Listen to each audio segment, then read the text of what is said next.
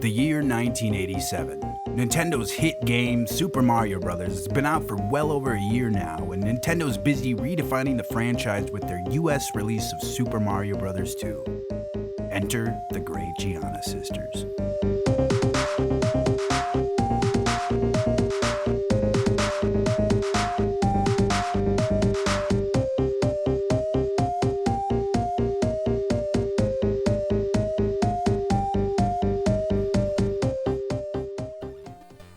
The Great Giana Sisters is a platforming game released back in 1987. It was developed by Time Warp Productions and published by Rainbow Arts. It was released on a handful of home computers of the day, but the most notable version was the Commodore 64 version, programmed by Armin Gessert. The game is often compared directly to Super Mario Bros., as it's widely conceived that this game was developed as an alternative to Nintendo's Super Mario Bros., but for home computers of the time. While from my perspective this is undeniably true, what with the power-up blocks transforming you into a stronger character, the level elements, and even the game's enemies are similar. So much so that when Nintendo got wind of this, they took it to the courts, where it was decided that the Great Giana Sisters would be pulled from shelves. Now, before you jump on the big bad Nintendo bandwagon, you have to realize that companies are legally obligated to do this. It's not just that Nintendo was a big money-hungry company, no. Companies legally have to go after people who unlawfully use their copywritten ideas. If they don't, and let's say Company A gets away with it, a Company B could come in later, do the same thing as Company A on a bigger scale, and make the case in court that Nintendo let Company A get away with it. It's really a lot deeper than at first glance. But anyways, before the game was pulled from shelves, they actually did have a sequel planned called Giana Sisters 2, which was retooled into a different yet somewhat reminiscent game, Hard and Heavy. It's a fun game worth checking out. After Giana was pulled from shelves, the game received a somewhat martyr status, and even to this day it's highly desirable to video game collectors worldwide. Here's my copy. Illegitimate to the core, functional to the max. Haha, good old floppy disks, remember these things? I actually bought this Commodore 64 for the explicit purpose of playing this game. But due to some unforeseen circumstances, thank you USPS, I got it in pieces, but I also got it for free, and after a little fiddling, it's, for the most part, functional. So I was able to experience this game the way it was meant to be. But enough of this, let's get down to the game.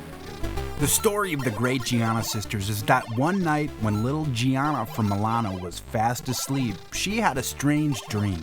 Everyone dreams weird things at night, but no one will have ever experienced situations like little Gianna's about to.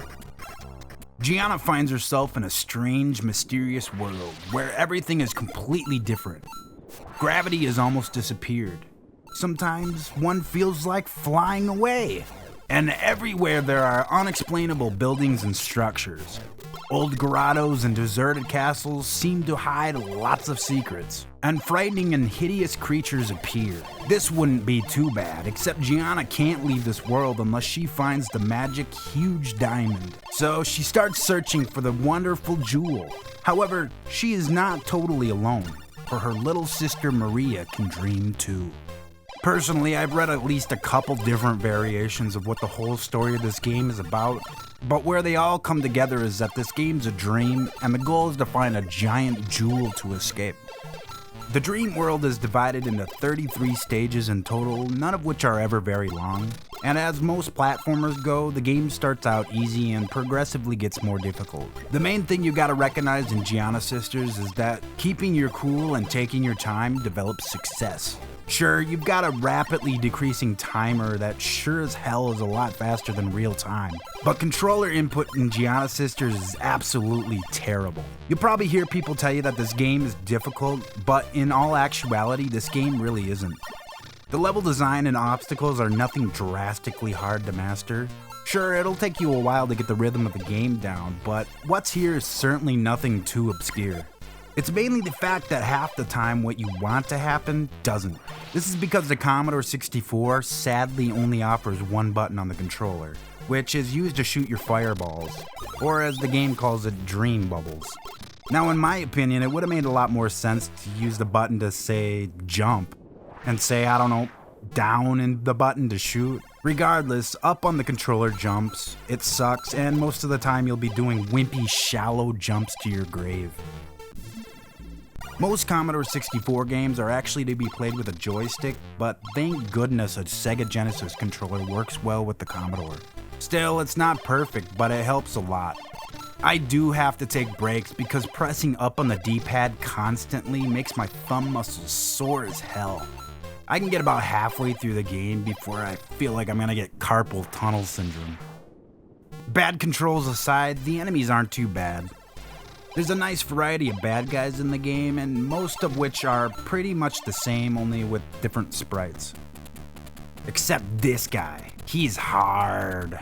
I'd have to say this guy takes a bit to master. Bait him close to you, then jump over him. He looks like a dick. Now onto the special items, which this game has a good number of them. These items include the fire wheel. This gives you the ability to smash stones, just like Mario and his ability to punch bricks. The lightning. Like the fire flower from Super Mario, this lets you shoot dream bubbles. Double lightning. This makes your dream bubbles bounce off the walls. Useful, yes. The strawberry.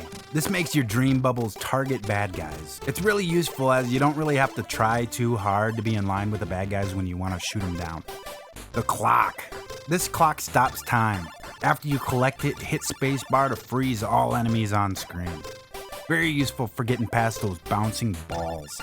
And the last three, which I rarely ever get while playing, are magic bombs, which destroy all enemies on screen, the water drops, which make Gianna wet, and let you pass through fire. Actually, here's a tip for passing through fire. The fire is actually on top of these pipe-looking things, and if you walk right up against a pipe, then jump, you'll actually land right next to the fire, which makes it really easy to jump over.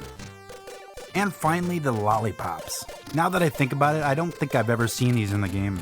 The power-ups come out of the blocks in the order that you've stacked them up from collecting, and I don't think I've ever stayed alive long enough to actually get one of these lollies. Still, I would imagine they're useful if you're playing the game legit. The game's also got its share of secrets. These dotted lines bring you to the secret area where you can collect some jewels. Be careful though, because coming out of these secret areas can cause death. Also, there are secret warp zones. Now personally, when I play the game, I almost always accidentally hit these. They're scattered throughout the game, and there are guides out there that'll tell you where they all are. Now, like Super Mario Bros., boss stages or castles are every 4th stage. The bosses themselves aren't too challenging, they have a specific pattern that they follow. There's actually 2 different bosses in the castles, which are this crab-looking guy and this dragon guy. Jump over the crab guy to pass him, and run under the dragon to get by him.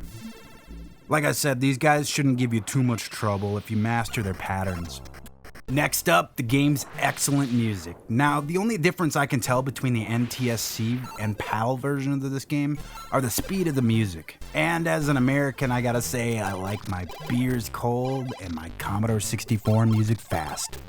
The game's music was created by Chris Hulsbeck and is damn phenomenal. Most Commodore 64 games that I played usually either have music or sound effects. Giana Sisters has both, and it does it well. The sound effects are mainly your standard Super Mario type jumping, coin collecting, but this music is now forever burned into my brain, and I have no problem with that. Catchy, upbeat, resonating tunes that I'll forever remember with pleasure. Chris is known for his excellent music, and Giana Sisters is no exception. I'd be so bold to say that this game's worth checking out, if only for its music alone. Overall, the Great Giana Sisters is a game worth checking out, but unless you're really lucky or rich, don't expect to add this one to your collection. It's rare, highly sought after, and in my opinion, not worth the premium price you'll most likely have to pay for it. If you're gonna check out this game, I recommend the Remember Cracked release from 1998. It's got trainers that'll actually let you complete the game. Personally, I only use the Infinite Lives mode, but if you need more help, it's there. If you play this one on an emulator such as CCS64 for Windows, You can use its built-in graphics filter CRT television. It makes the game look like you're playing it on a real old-school TV.